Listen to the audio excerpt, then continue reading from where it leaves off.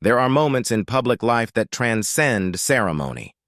Moments that cut through the formality and the protocol and the carefully managed image and reach something genuine, something human, something that reminds you that behind the crowns and the titles and the 1,000-watt smiles, there are real people carrying real grief and real love in equal measure. The evening of March 18, 2026, was one of those moments, and the woman at the center of it was Catherine, Princess of Wales, standing in the golden light of Windsor Castle, wearing a gown the color of a forest at dusk, a tiara that has its own century of history, and a pair of earrings that belong to a woman she loved and lost and has never stopped honoring in every quiet, deliberate way she knows how. People will talk about the green dress for years. They will write about the Lovers Knot Tiara and the way it caught the light as Kate moved through the state banquet held in honor of Nigerian President Bola Tinubu and his wife. They will analyze the choice of designer and the cut of the fabric, and the way the whole look came together with the kind of effortless precision that Kate has made her signature over 15 years in the public eye. All of that is worth talking about. All of that matters in the language of royal appearances, where every detail is a word in a sentence that the Princess of Wales is always carefully composing for the world to read. But none of it is the thing that made people stop scrolling and catch their breath and feel something unexpected move through them when the photographs came out. The thing that did that was smaller. The thing that did that was a pair of earrings. Queen Elizabeth II wore those earrings. She wore them on occasions that mattered, on evenings when she was choosing her jewelry not just for beauty, but for meaning, the way women of a certain generation understood jewelry, not as decoration but as language, as memory, as a way of carrying the people and places you love into rooms they can no longer enter themselves. And when Kate Middleton clasped those earrings on before stepping out into the Windsor Castle evening, she was doing exactly that. She was carrying the Queen into a room that the Queen had hosted 1,000 times, into an atmosphere of state and ceremony that the Queen had defined for 7 decades, and she was doing it without a press release, without an announcement, without anyone standing at a podium to explain the significance of the gesture. She simply wore them, and the world understood. That is the thing about Kate Middleton that her critics have never quite been able to account for, the thing that gets lost in the conversations about her fashion and her hair and the occasional tabloid storm about some perceived slight or some imagined tension within the family. Underneath all of that, underneath the polished exterior and the careful public image, there is a woman of genuine emotional intelligence, a woman who understands that the most powerful statements are often the quietest ones. A woman who has spent 15 years in one of the most scrutinized positions on the planet, learning the difference between performing feeling and actually having it, and who has arrived, somewhere in the journey of these years, at a place where she no longer needs to perform anything at all. The feeling is simply there, visible to anyone paying close enough attention, expressed not in speeches or interviews or carefully worded statements, but in the specific earrings she chooses on a Tuesday evening in March, when the cameras are going. To be watching, and the whole world is going to be looking. Let's go back a little, because to understand what this moment meant, you have to understand the relationship that produced it. Kate Middleton and Queen Elizabeth II were not simply a future queen and the reigning monarch navigating the formal obligations of royal life together. They were, by every account from people who witnessed their relationship up close, genuinely fond of each other, genuinely warm. The Queen, who was famously economical with her approval, who did not hand out her affection like party favors, who had spent decades watching people come and go from the edges of the royal family with varying degrees of success and discretion, took to Kate in a way that was visible and real. She trusted her. She respected the way Kate had handled the extraordinary pressure of her position without ever losing her composure or her sense of who she was at the core. And Kate, for her part, loved the Queen with the kind of love that you develop for someone who has shown you how to inhabit a role that has no manual, No training program, no guidebook for how to be exactly what the world needs you to be at any given moment while still remaining fundamentally yourself. There is a photograph from the early years of Kate's marriage to William that people who follow the royal family tend to bring up whenever this relationship is discussed. It shows the two of them, Kate and the Queen, in a moment of genuine laughter, not the professional smile that both women could deploy with practiced ease, but real laughter, the kind that crinkles the eyes and escapes before you can catch it. Two women separated by more than half a century in age, from entirely different generations and entirely different worlds in some respects, laughing together like they have known each other forever and like the thing that is funny between them is a private thing, a thing that belongs only to them. That photograph tells you more about their relationship than any official biography ever could. It tells you that whatever else it was, whatever protocol and duty and institutional weight surrounded it, it was also simply real. When the Queen died in September 2022, Kate's grief was quiet in the way that the deepest grief always is. She did not collapse publicly. She did not give interviews about her feelings. She stood where she needed to stand, wore black, walked behind the coffin with the steadiness that the moment demanded, and did her job with the same unflinching professionalism that the Queen herself had modeled across 7 decades of public service. But people who watched her closely during those days saw something in her face that was not performance and not protocol. They saw a woman who had lost someone she genuinely loved, someone who had been a guide and a reassurance and a constant presence in the years when she was still learning how to carry the weight of where she found herself. The grief was real. She carried it with dignity because that is what she had learned to do. But it was real, and it has not gone away.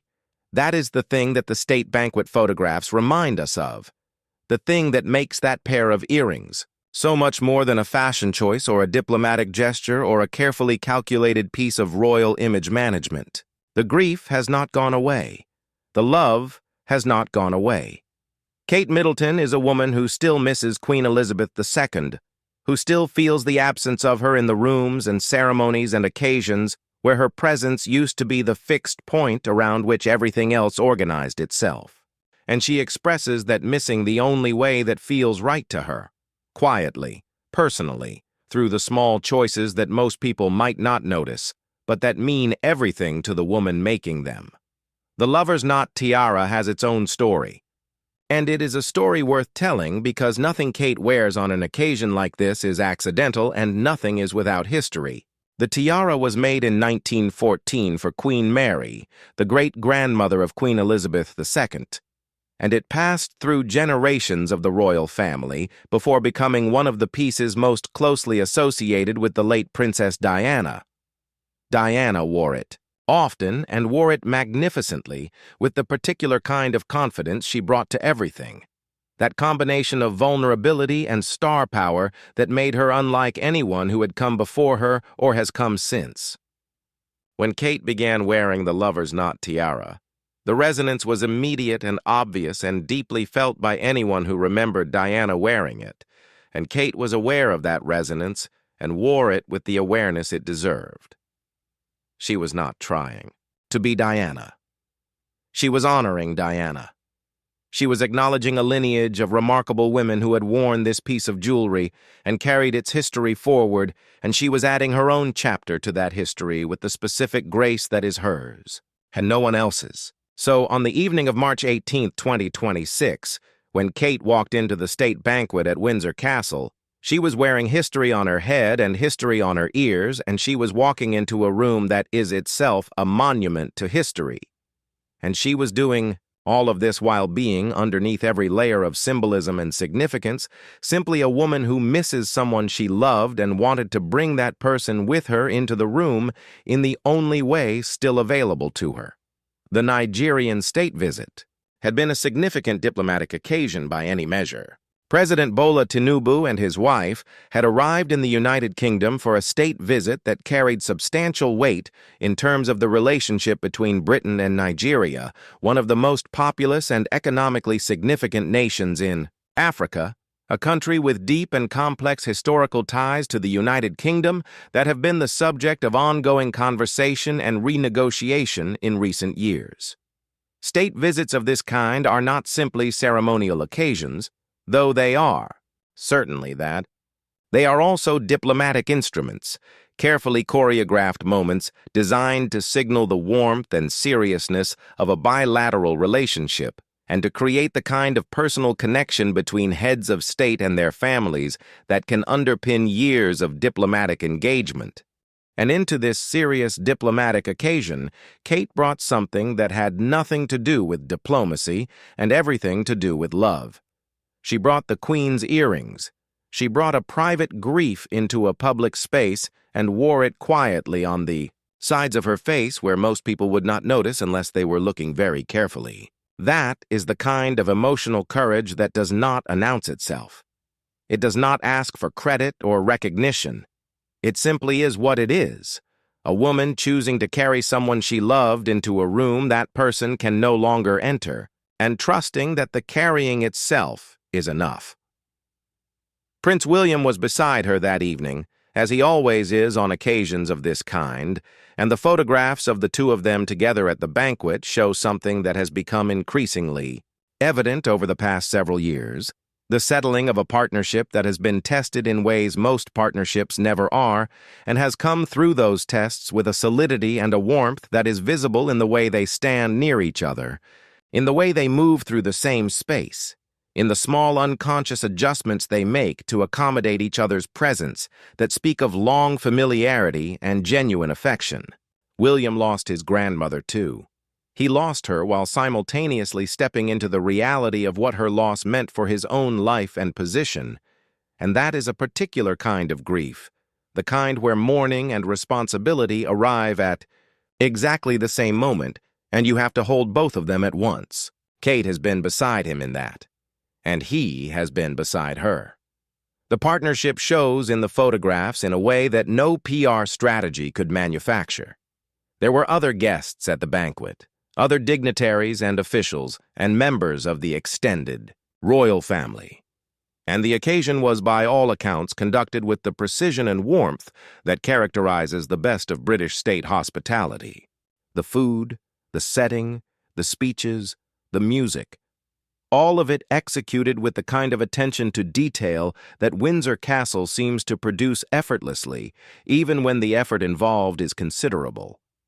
But the conversation that spread across social media in the hours after the photographs were released was not about the speeches or the dinner or the diplomatic significance of the occasion. It was about a pair of earrings.